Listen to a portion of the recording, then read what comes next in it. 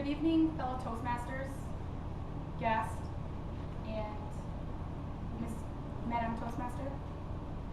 Have you guys ever had a time in your life where you had envisioned goals for yourself or a dream, and out of nowhere, something you worked so hard for knocks you off the course, or just like shuts the door to it? Well, that happened to me, and that's exactly why I'm standing here before you in the heart of the beautiful city of Chicago.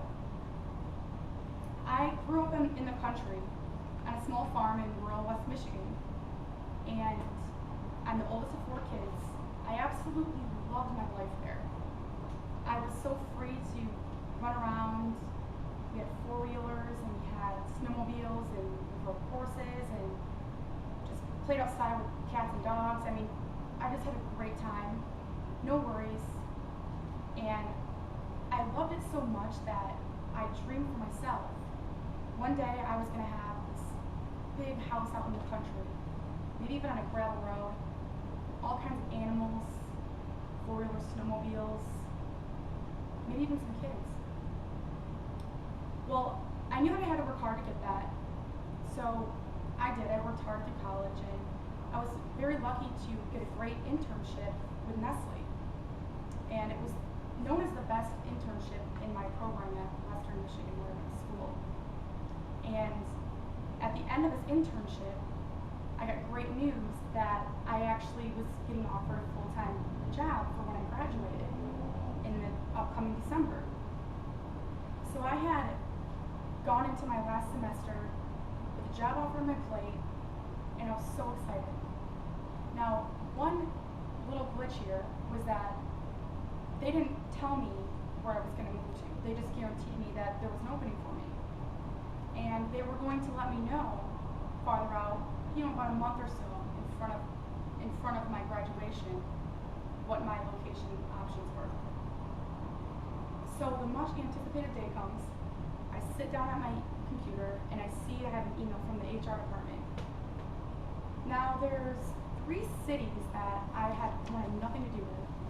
Like I said, I was a country farm girl, and I really was nervous about cities, and I didn't understand why somebody would want to live in this big building with no yard and no space, cars honking their horns all the time. It just really bothered me. So there were Detroit, Chicago, and New York City. So I open up the email. The 2 options sitting are Detroit and Chicago. So out of all these places, I'm just thinking about how I'm going to go somewhere warm finally. The cold weather's just starting to sit in. It's November. And here I am left with the 2 worst options, the worst choice I have to make. The best of 2 evils, I guess. So I decided I'd been to Detroit enough, and I knew that I couldn't live there. I've been to Chicago twice.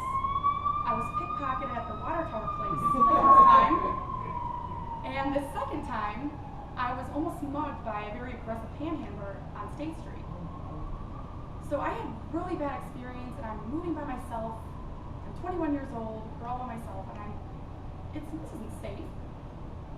So I decided, there's a lot of people that say great things about Chicago. And it's a hustle, bustling city. It kind of started to excite me, and the curiosity and the adventurous side of me came out and said, I'm going to go for Chicago. I'm going to go there for a year and experience this lifestyle. And then I'm going to just get the heck out of there. I'm going to work so hard that I get promoted. So I get out here, and I'm making the best of it. And a year and a half goes by, and I get a promotional opportunity to relocate. But I didn't want to move anymore. I'd actually just moved myself from the suburbs to the city. I was very involved. I had 2 softball teams I played on, a volleyball team. I met great people. I was out and about throughout the city. There were so many cultural and diverse things here that I had never seen in my life. And I couldn't have been happier, and still couldn't be happier today, in any other place. Now, there's a huge lesson that I learned from this, and and it's been very valuable, and it will continue to be going forward in my life. We don't always know what's best for ourselves. We only know what we know. So sometimes when you get pushed off your path or a door slams in your face, it's not always it's not as bad as you may think. If you move forward and look at things in a positive way with open eyes and an open mind, you may just be surprised at how amazing it truly can